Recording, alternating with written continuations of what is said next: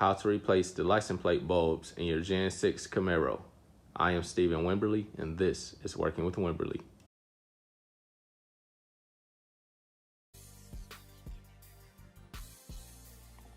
Get your tool in here and slide it down.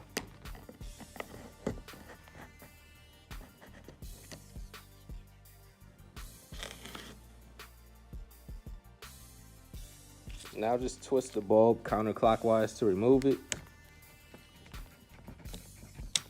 And it comes out.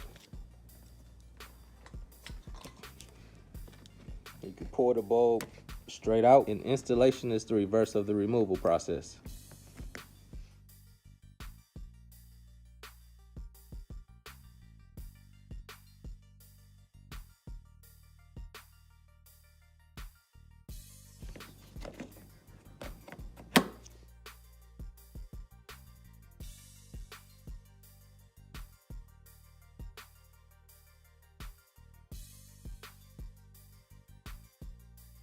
If you found that video helpful, be sure to subscribe to the channel, give it a thumbs up, and leave a comment.